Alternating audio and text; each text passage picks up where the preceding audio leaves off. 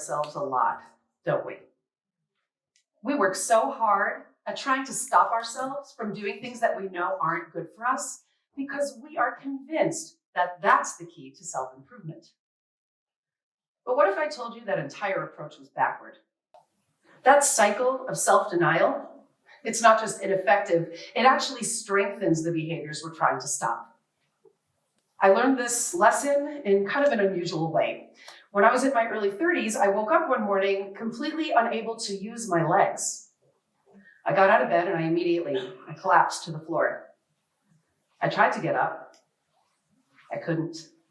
The next thing I knew, I was in emergency surgery, and I learned that a degenerative back condition had caused a few of my lumbar vertebrae to make like a line of dominoes and rupture discs as they went down. Oh, it gets better. The same thing happened twice more over the next 10 years. 3 back surgeries in 10 years. It was upsetting. And I was angry. Like I am too young for my body to fall apart on me, kind of angry. But most of all, I was terrified. By surgery number 3, fear had become an every single day, minute by minute habit. I was afraid to make movements that I had never had to think twice about before. Everyday things like bending over to pick something up off the floor, reaching for a glass on a shelf above waist level, right? Lifting a full carton of milk. In my mind, these very simple things felt dangerous. Like they would somehow trigger another round of pain, of surgery, of rehab. The risks just felt tremendous, and it was totally overwhelming. Have you ever experienced this? Like when fear of pain, fear of rejection, fear of failure, any kind of fear, just starts dictating your choices and keeps you stuck? That's where I was. I understand now that I develop these patterns for the same reasons why we do things like avoid difficult conversations or stay in unfulfilling jobs or relationships, or even reach for the Ben & Jerry's when we're feeling sad.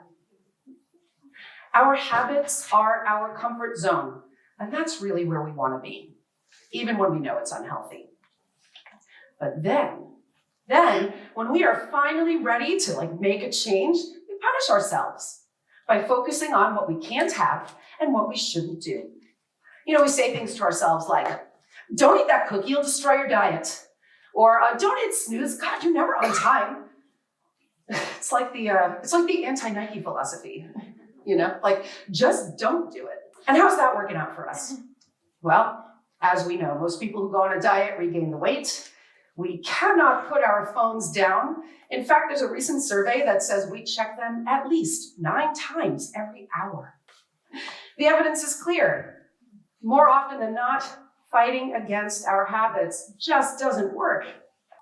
Real transformation, lasting change, doesn't come from knocking ourselves down. It comes when we build up new and ongoing practices. And that's what I want to unpack with you today. So first, let's just talk a little bit about brain function. Studies show that prioritizing deprivation as a way to change a habit is rooted in a fundamental misunderstanding about how our brains work. You know how it's a struggle to give up that afternoon latte or not scroll our Instagram first thing in the morning? Our brains are wired to seek reward. When we try to break a habit, we're disrupting that reward system. We miss that little hit of dopamine that we expected, and that lack of satisfaction creates a craving, which, as we all know, makes it much harder to resist the habit.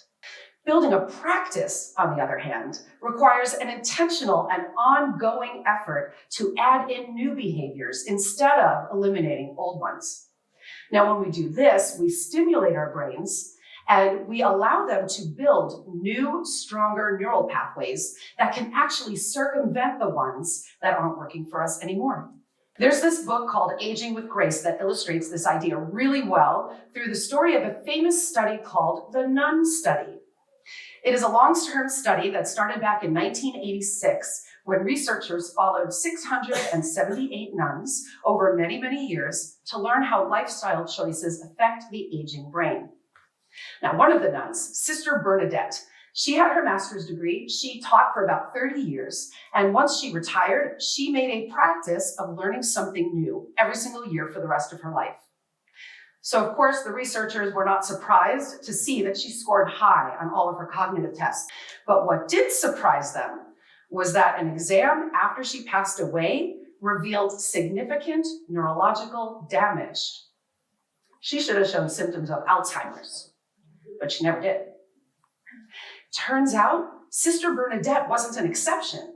Over half the nuns with similar damage in their brains lived full lives, completely free from any evidence of damage. They attributed this phenomenon to something called cognitive reserve.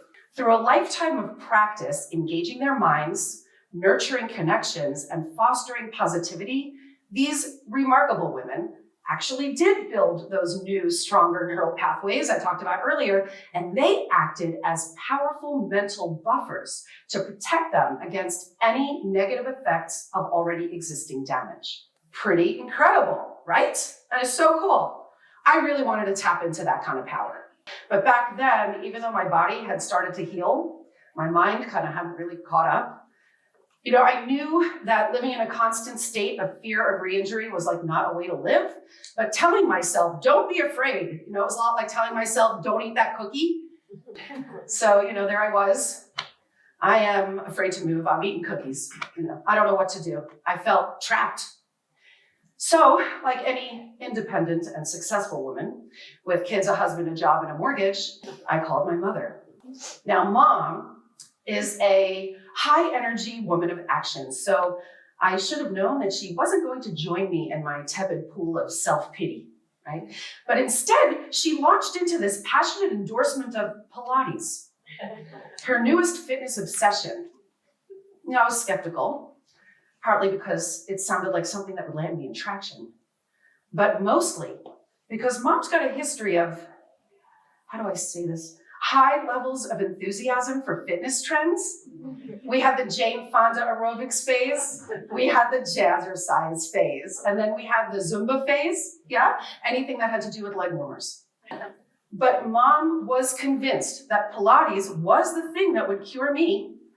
Of course, I was all set to argue against it. But then I thought, well, my current approach really wasn't working. And if I was really being honest with myself, my attitude was not doing me any favors either. So to try and fix my back, and maybe a little bit to get my mom off of it, I signed up for that Pilates class. And the moral to this part of the story, everyone, is always listen to your mother. Right. Starting Pilates really was a turning point for me. It's funny, I had spent so much time focused on what I couldn't do, on how I shouldn't move, that I had completely overlooked anything that I could do to truly help myself heal. Now, there are some days that new shiny can-do attitude is a little harder to muster than others. It's always easier to avoid pain than it is to build strength. But that is why they call it a practice. Pilates practice, yoga practice. And they use that same word to describe things like medicine, the law, the arts, teaching, right? These disciplines, they are all called practices because they share something really, really important. They all emphasize the process alongside the outcome. One of my Pilates instructors really leans into this concept. For me, his influence extends far beyond the studio. And today, I'd really like to share with you 3 things that he says in class all the time. They are insights that have become my keys to unlocking lasting change. So our first key is, every body is different. Now, he uses this term in the context of physical practice. Literally, every body is different, but I think this has a much broader application. How many of us have compared ourselves to someone else and felt like we're coming up short? We see someone do something like launch a successful business, or learn a foreign language, or keep all their houseplants alive. And we're like, why am I even going to bother trying? Comparison just sabotages our growth by pulling our attention away from our own efforts.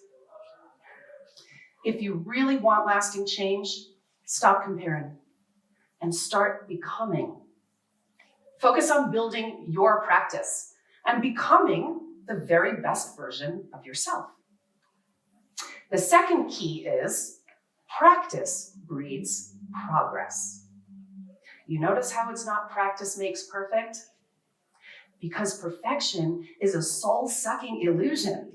We set these impossible standards for ourselves. We faceplant into failure. We beat ourselves up because it didn't work. We throw up our hands, and then we return to our familiar and still dysfunctional ways. And we do this to ourselves again and again. We have to get off that hamster wheel. Perfection is a dead end, but progress has no end. In fact, the word progress literally translates to go forward. Practice breeds progress, and progress doesn't have a finish line. And my third key to unlocking lasting change is breathe about it. When we're stressed or anxious or overwhelmed, what happens? We clench our jaws, we tighten our shoulders, and we hold our breath, which ironically just makes things worse because we're depriving our brains of the oxygen they so desperately need to calm down. When we're struggling in class, my instructor tells us to breathe about it. Our breath, he says, should be the loudest thing in the room. It should be louder than our fatigue, louder than our screaming muscles. Breathing is a very simple act, but it holds incredible power. And when we practice it with intention, it centers us. It's like hitting an internal reset button. And speaking of a reset, I am proud to say it has been 11 years since my last surgery. That practice has helped me heal my mind as much as my body. Fear isn't calling the shots anymore. I am. Now I'm back to doing all of those little everyday things again. Without hesitation, I can go hiking. I can dance at concerts. I can carry my own groceries. Right? These are little things, but for me, they are the real acts of defiance against the limitations that I had once accepted. You know, this all reminds me of a story that I heard when I was a kid about a gardener who spent all of her time obsessively pulling weeds. She spent all of her energy battling against them. But when spring arrived, her garden was bare. No flowers grew. At first, she was furious, and she blamed those weeds for suffocating her garden. Only then she realized she had been so focused on fighting the weeds, she had forgotten to water the seeds for her flowers to grow. We do this too, don't we? We spend so much time fighting our habits on tearing out those weeds that we forget to nourish the practices that help us grow. We all have the power to mold our minds and our lives through practice. We are not simply creatures of habit. We're not limited by our past. We are empowered by our potential. We are all works in progress, and we are capable of incredible growth, remarkable resilience, and breathtaking transformation. So today, I challenge you, water those seeds. What practices will you cultivate to become the person that you are meant to be? Well, maybe it's committing to learning a new skill, or deepening your spiritual connection, or maybe it's as simple as spending more time with something or someone you love. Whatever it is, nurture it, tend to it, and watch it bloom. I'll leave you today with one last thing from my Pilates instructor. It's one last insight that he shares with us at the end of every class that perfectly captures the spirit of practice. It's not that we are ever done, he says, but only for today, we have run out of time. Thank you.